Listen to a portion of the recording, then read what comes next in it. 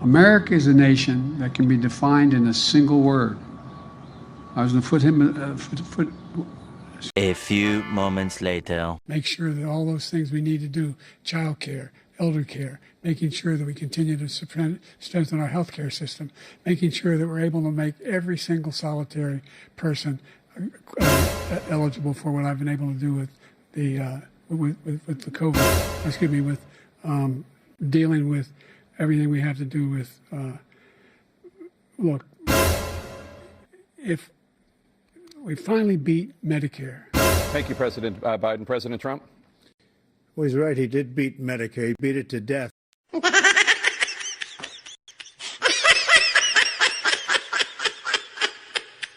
Ladies and gentlemen, this is the Mustari Show.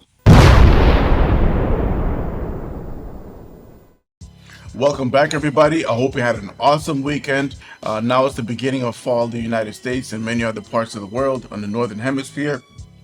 Today we got a very critical episode. Before we get into it, please hit the like and subscribe button. Today we're going to be focusing on the opportunity economy. In previous episodes, we've been talking about the pros and cons of Kamala Harris's and Trump administration's proposals for the economy, more from a fiscal perspective, because I feel that that's one of the aspects that has a very direct impact to the United States economy. We did look at the statistics of Statista that highlighted the issues that are the top concerns of the U.S. voters. So we did see that the top issues included the economy and inflation in general. The second highest, I believe, was the issue of immigration. Abortion was number 3. And surprisingly, we did notice that issues such as national security and the fiscal health of the United States kind of rank lower than it should. And I believe that these are issues that can make or break the United States, because we have highlighted in previous episodes that the fiscal situation in the United States is very dire. The fiscal deficit keeps on widening. The public debt has hit $35.3 trillion. At some point, it was growing at $1 trillion every 100 days, and it was outgrowing GDP by quite a lot in a way that's really concerning. We did talk about how debt servicing has reached levels of $1 trillion and how military spending is going to increase to levels of $87 billion this year, and there's no signs of slowing down. And we also emphasized how in the presidential debate, as a result of that, these were not issues that were really debated and discussed in the table, despite how crucial it is, because it really doesn't rank highly in the concerns of U.S. voters. Now, I'm going to really hammer this issue of the fiscal implication of the opportunity economy. But before we do that, let's watch this clip of Kamala Harris in the Democratic National Convention in Chicago, Illinois, where she sells the concept of the opportunity economy to her people. Let's listen to the crowd reaction, how they're all hyped up. Now we're going to come back and compare the myths and the misconceptions versus the fact and the devastating impact that the opportunity economy proposal can have from a fiscal standpoint in the U.S. economy. And we are charting a new way forward to a future with a strong and growing middle class, because we know a strong middle class has always been critical to America's success. And building that middle class will be a defining goal of my presidency.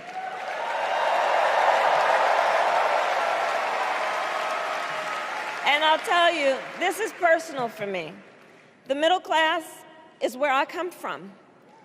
My mother kept a strict budget. We lived within our means, yet we wanted for little.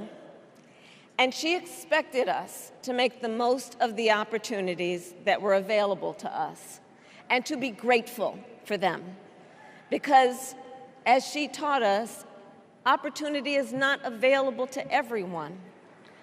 That's why we will create what I call an opportunity economy where everyone has the chance to compete and a chance to succeed. Whether you live in a rural area, small town, or big city. And as president, I will bring together labor and workers and small business owners and entrepreneurs and American companies to create jobs, to grow our economy, and to lower the cost of everyday needs like health care and housing and groceries. We will provide access to capital for small business owners and entrepreneurs and founders. And we will end America's housing shortage and protect Social Security and Medicare. So you watched the clip of Kamala Harris at the Democratic National Convention highlighting the concept of opportunity economy, right? And it's really funny how the people in my circle who are on the Democratic side of things in terms of their economic ideology, in terms of their political ideologies as well, they were quite fond, even though they stick to the Democrats in terms of their values and their vision for the country, they weren't very fond or confident in Kamala Harris prior to the Democratic National Convention. And over time, we did see that number spike quite significantly.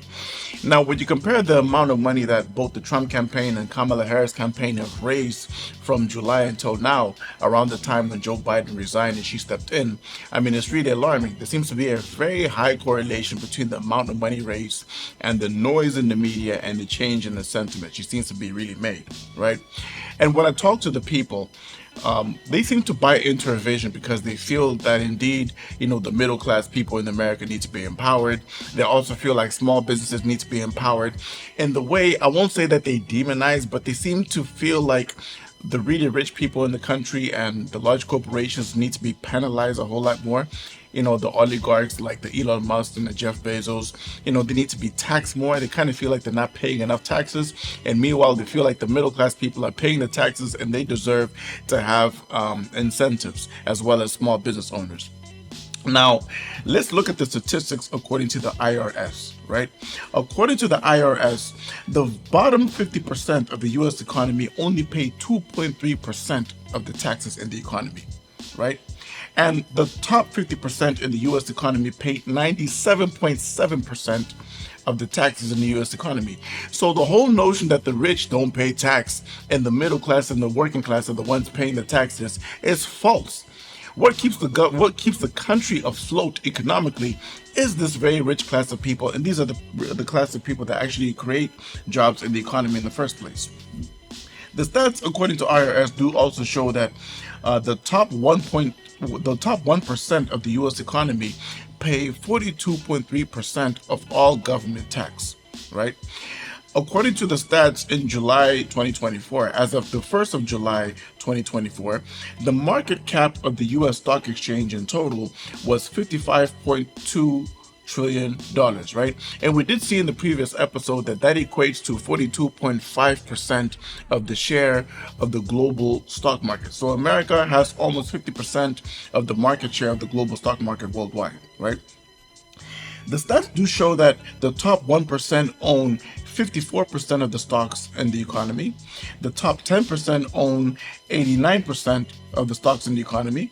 The bottom 90% only own 11% of that, right? Because the top own 89%, right? And then we also saw that the bottom 50% only owns 0.6%. So apart from the bottom 50% of the U.S. economy not contributing much to the tax revenue, which is only 2.3%, they only contribute to 0.6% of the stock market. So in other words, when you look at the swings of the stock markets in the U.S., it's mostly financial institutions and the wealthy people in the United States. So the poor and middle class do not move the needle in the U.S. economy. But on the other hand, the top people are the ones who actually create the jobs in the U.S. economy in the first place, right? So we're going to look at the fiscal implication of Kamala Harris's opportunity economy plan in detail. And this comes with a $4.1 trillion bill. Now we're going to look how we come to that number. So earlier today, I watched a clip of Patrick Bet-David on Valuetainment. I really advise people to go and check out that channel. It's really informative on YouTube.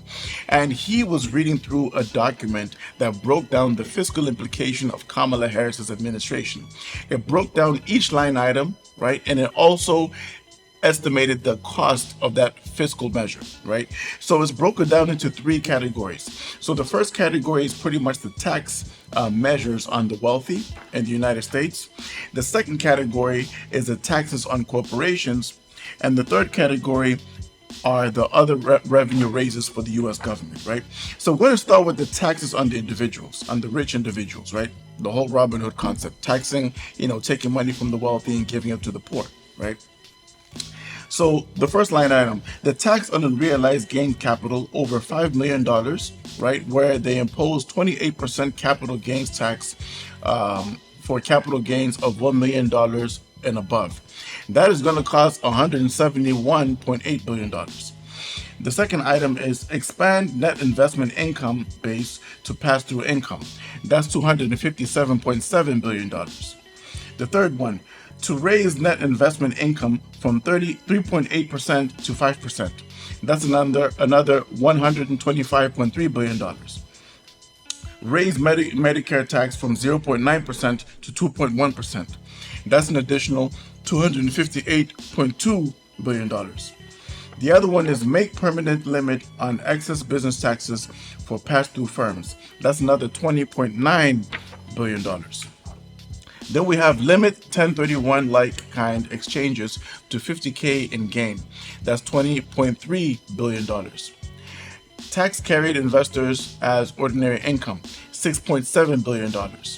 New limitations as high income taxpayers with large retirement and account balances, $63.9 billion. Tightened estate and gift tax rules, $94.1 billion. Miscellaneous tax increases on pass-through firms, $21.5 billion. So in other words, the total taxes on individuals, the additional total taxes on individuals amounts to $1.2 trillion. So in other words, the wealthy people who create jobs in the economy, that create jobs through investment, investing in real estate, investing in private equity, investing in other ventures such as startup, the tax on them is going to increase by $1.2 trillion. So this is less incentives for investments in the economy, and that means less job creation. We did see that job creation stats decreased by $818,000 in the US economy for the last quarter. It's been revised downwards, right?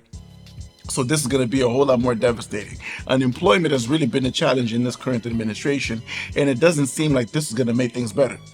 So we're up to $1.2 trillion. Now the second category are the taxes on the corporations. So we got, the raises of corporate tax from the current level, I believe, is 21% to 28%. That's going to be an additional $882.8 billion. Then we got the raise of corporate alternative minimum tax from 15% to 21%. That's $346.4 billion. That's already over $1 trillion, just those two line items. Then you got 2% GILTI minimum tax and other GILTI changes. That's $278.3 billion. Then you got repeal FDII. That's $92.1 billion. Then you got Section 265 change, world interest limitation, $187.3 billion. You got 4% excise tax on stock buybacks. That's $79 billion. Then you got modification to 169M limit employee remuneration. That's $265.7 billion. Then you got miscellaneous corporate tax increases. That's $34.3 billion. So the corporate tax increases under this administration is an additional $2.166 trillion. So in total, we're sitting at plus minus $3.3 trillion. And then the final category that we have here is the other revenue raises. So here we have 25% minimum tax on unrealized gains for taxpayers of net worth over $100 million, right? So the people who have net worth of $100 million and above are going to be taxed unrealized gains, and that's what we expounded on in the previous episode. The total cost of that is $516.9 billion. So in essence, the investors that you and I know, the Mark Cubans and the Kevin O'Learys that appear on Shark Tank, investors like, Jeff Bezos that have investment funds, and the millions of other venture capitals and angel investors in the US are going to have an additional bill of $516.9 billion. Then we got The undertaxed profits rule on large multinational firms. That's an additional $225 billion. Then you got changes to tax compliance and administration. That's $24.5 billion. So the category of other tax revenue raises is a total of $766.4 billion.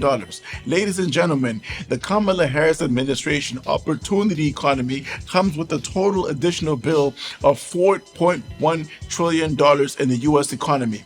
What does that mean to the U.S. economy? You know, the United States is regarded as a free market capitalist economy around the world. Whether people like it or not, regardless of your profession, whether you're in healthcare, whether you're in business, whether you're in any other profession, a lot of people migrate to the United States because they feel that there's more opportunity. And in short, I attribute that to the fact that it's a free market economy.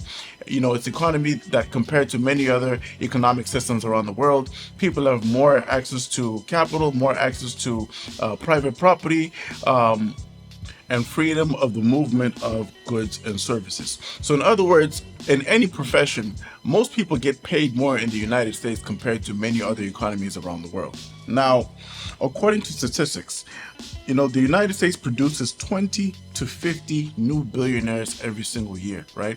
I've actually been part of a seminar that talks about tax-free accounts of the wealthy.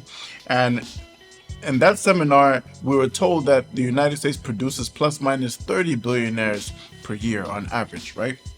So that seems to fit within the range. And according to the stats, 70% of the people that graduated to the billionaire status, where their assets minus liabilities is equal to or above $1 billion at least, 70% of them got that wealth from real estate as well as private equity. Private equity as an investment in private businesses, and real estate as an investing in real estate property, right? The stats also do show that the United States produces 1.7 million additional millionaires per annum, right? So what does this whole thing mean? It means that the creation of wealth and the creation of businesses that are created by the people who are in the millionaire and billionaire statuses is going to be shot down quite drastically, right? So that when you look at it, we've seen that the wealthy individuals are going to get an additional bill of $1.2 trillion. It means that the people who risk their own money and invest in businesses and invest in property are going to have to cut back because they have a $1.2 trillion additional bill. What does it mean for U.S. corporations? They're going to have an additional bill of $2.1 trillion out of the total $4.1 trillion. That's the biggest chunk of the total $4.1 trillion. It means that the large corporations are going to have a bigger tax bill, and as a result, they're going to have to fire people. They're going to have to cut back on spending. It means that the spending on small businesses that are part of their supplier bases are going to have to go down. It means that they're going to be forced to automate the processes and make things cheaper because labor costs are going to become unsustainable. They're going to have to fire a lot of people. It means that the unemployment situation in America is going to aggravate. We've seen that the other revenue raises equates to $766.4 billion. A lot of that comes from taxing and realized gains. A lot of it comes from changes to tax compliance and administration. So this means that a lot of the angel investors, a lot of the venture capitals, the investment community that invest in businesses are going to be shot down and hit with a bigger bill. And one thing that I find really amazing is that when you look at the people who are well known for being part of endorsing Kamala Harris' administration, some of these people are part of the investment community. Who am I talking about? It's people like Vinod Khosla from Silicon Valley. We know that he's invested in a lot of businesses. It's people like Mark Cuban. He appears on Shark Tank. On the other hand, Kevin O'Leary has openly been endorsing Donald Trump, and he's very opposed to that, right? And he asked the advisors in Kamala Harris administration, like, guys, what's going on? What's the thinking? And he was told, don't worry, be happy. We're just saying this to make her base kind of happy. We're not really going to implement this. But that still didn't give him peace. He wasn't really happy with that. I myself am curious to know, should Kamala Harris win the 2024 elections, what is this going to mean in terms of U.S. employment? What is it going to mean in terms of investment in private businesses? I've heard Kamala Harris state that she wants the United States to be leaders in AI. But for that to happen, investment needs to be incentivized because we've seen that AI requires a lot of investment.